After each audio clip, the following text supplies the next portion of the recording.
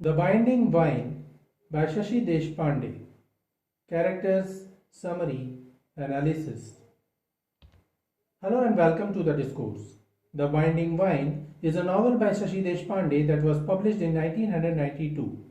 Shashi Deshpande's The Binding Vine is very similar to her earlier novels as it sketches her middle class female protagonist's predicament in a male dominated world where she has minimal scope to give voice to her concerns.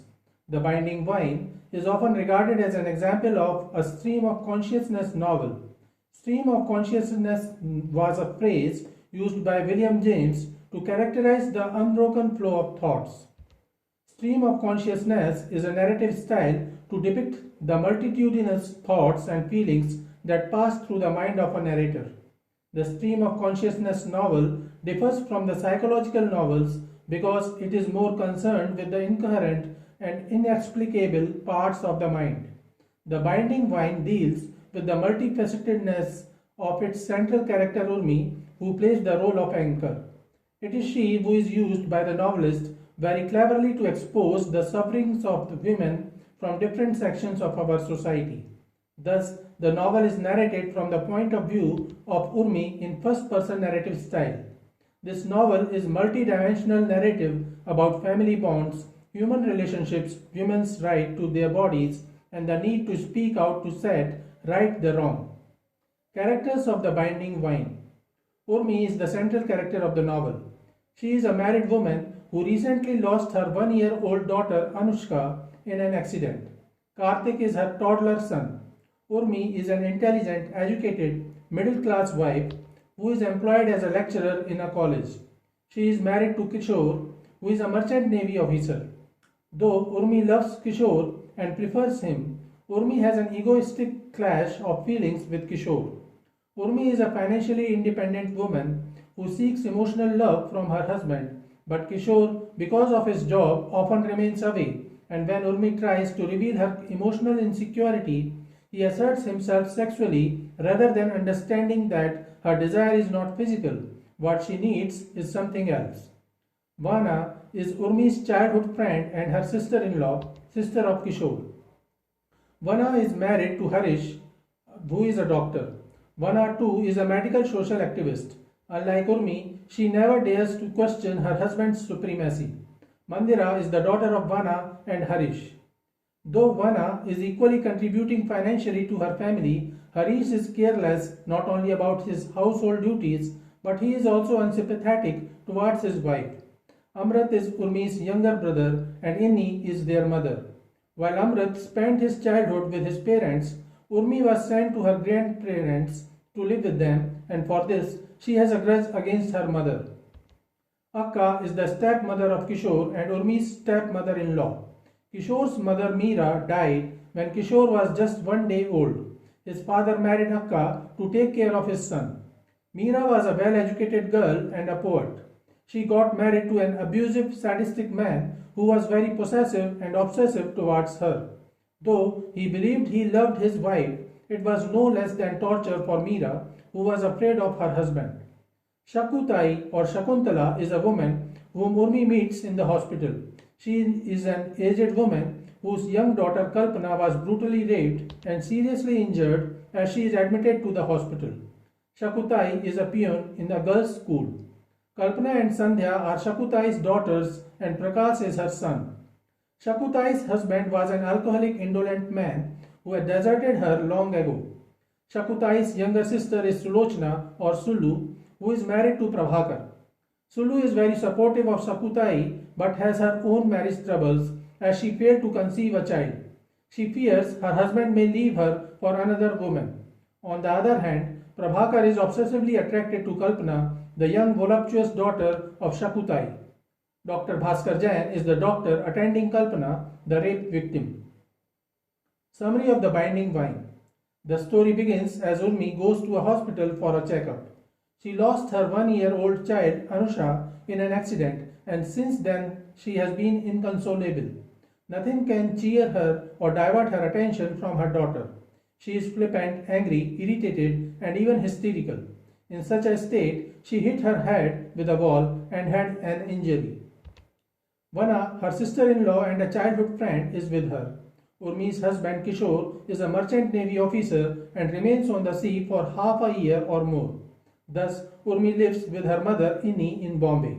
While ruffling her nerves, Vana tries to divert Urmi's mind from her recent troubles and reminds her how strong she used to be during her childhood when she fell off a bicycle while learning in Rani Durg. Urmi gets irritated by this.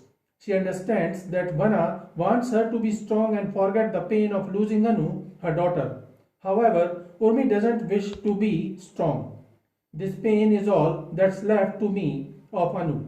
Without it, there will be nothing left to me of her. I will lose her entirely, she feels.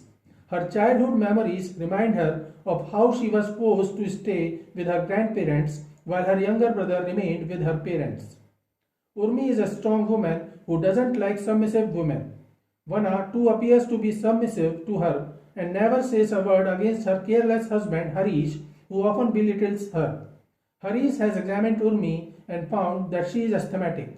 He offers to inform Kishore about it, but Urmi insists that she will recover soon and they need not disturb Kishore, who is on his touring job. One day, Urmi's mother-in-law Akka gives her a trunk containing Meera's diaries, papers and old photographs. She informs her that Kishore is Meera's son while she is the stepmother. Kishore was just 1 day old when his mother Meera died. To take care of the newly born baby, his father remarried Akka, but Akka couldn't become his wife ever. Her only role remained to be caretaker of Kishore and his sister Vana. Urmi feels sorry for Akka.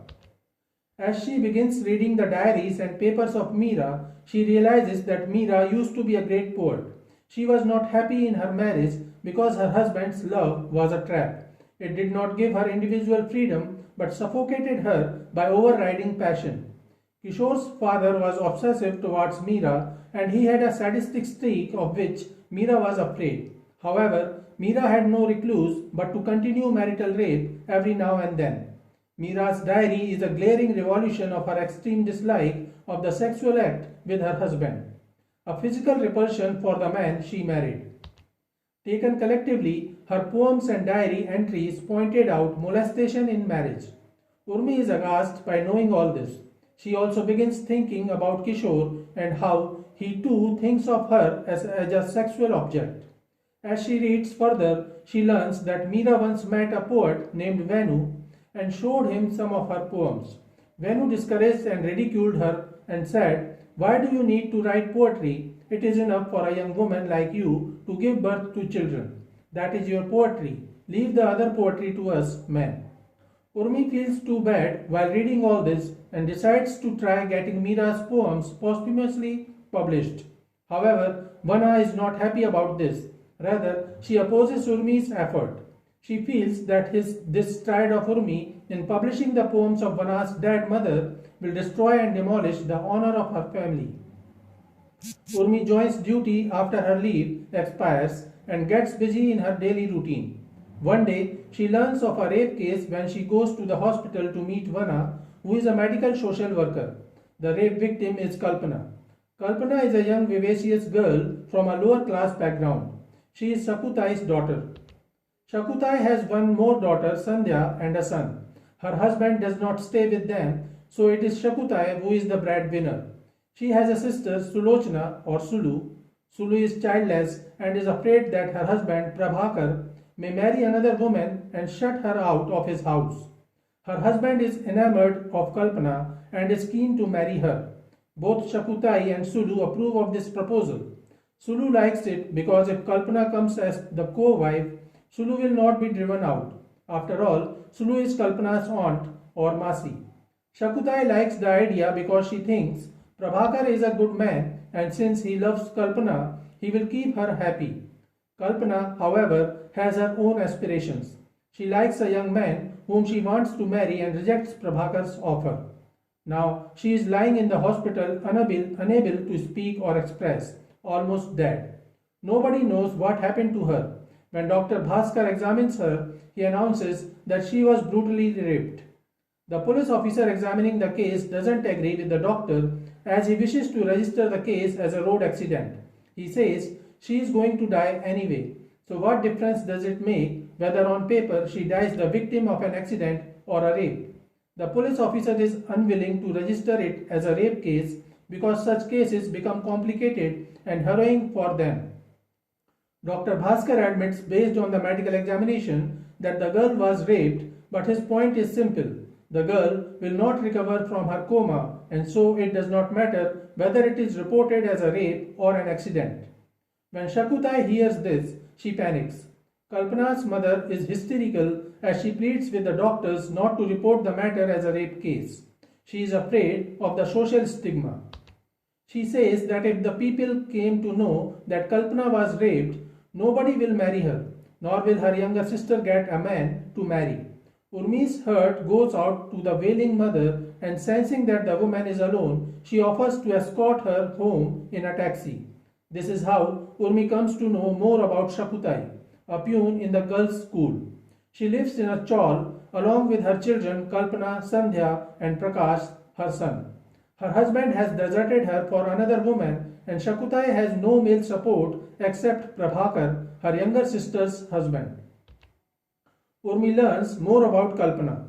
Kalpana was a good-looking child, and Sulu, Shakutai's sister and Kalpana's Mausi, was attached to her.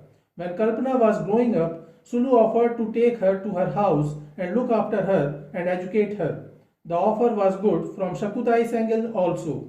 She wanted her children to get an education and settle down well in life. But after a while, Kalpana had come back and refused to go to Sulu Mausi. Shakutai cursed the obstinate girl without ever looking into the cause of her refusal. Now, Shakutai accuses Kalpana of her condition. They tell Urmi to keep away from this mess. Shakutai blames her for crossing the limits of a woman's life and attracting attention through her modern ways of dressing up. Shakutai also felt that Kalpana was punished because she broke all these rules. Urmi refuses to agree with her views, but Shakutai silences her on the plea that Urmi belonged to the higher middle class and therefore could not understand the constraints of people like Shakutai. Urmi begins taking interest in Kalpana's case while her mother and Vana try to discourage her.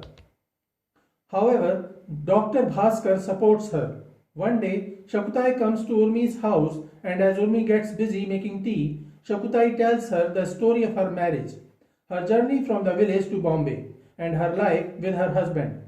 He was a good-for-nothing fellow and never gave Shakutai a home. They shared a room with his cousin where she gave birth to her children, cooked, worked at a shop, and in fact did everything to run the household. She was overworked, and it was only when Sulu came to stay that she got some help. However, Shakutai's husband got involved with another woman and left her. Urmi continues to investigate Kalpana's case while Inni and Vana all offer only lip sympathy. They tell Urmi to keep away from this mess. However, Urmi continues her efforts and comes to know that Kalpana returned from Sulu's home only because Prabhakar tried to molest her while she was still a child. When Kalpana rejected Prabhakar's offer of a second marriage, which was illegal on its own, Kalpana rejected it. Prabhakar was enraged at this rejection. He waited for an opportunity, raped her, and leaving her mutilated body in a dark street, ran away. Urmi gives the facts about the rape case to Malcolm, a journalist, and it is published. As the case becomes public, the government offers more attention.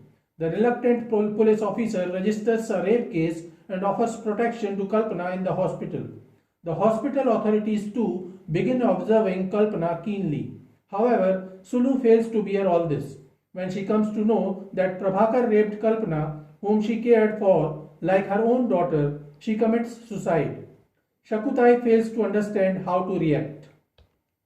Urmi feels deeply for Shakutai. She can empathize with her but cannot do anything further.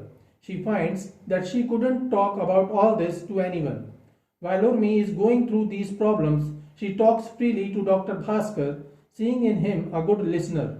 Somehow, Dr. Bhaskar imagines that Urmi is unhappy in her marriage and he indirectly proposes to her. Urmi is shocked at his boldness. Though she likes his companionship, she has no reason to deceive Kishore. Kishore is remote and reticent by nature, but he is a loving husband and a doting father. Urmi realizes that she loves Kishore despite her disillusionment with him and his long absences. Urmi liked Dr. Bhaskar's warm companionship, but she loved Kishore. During this tumultuous period, Inni tells her that it was not Inni but Papa who sent Urmi to Ranidurg to live with her grandparents. When Urmi was a child, Inni had gone out leaving her in the care of Divakar, a trusted servant. Urmi's father had come home early that day and seeing that the girl was left with a male servant had got angry. After that, he decided to send Urmi to his mother. He made this decision without even consulting his wife Inni, Urmi's mother. Urmi learned that though her mother was sophisticated, she was submissive and couldn't oppose her daunting, dominating father. Urmi realizes that just like other women, her mother too is a victim, not a culprit. So this is it for today. We will continue to discuss the history of Indian English literature. Please stay connected with the discourse. Thanks and regards.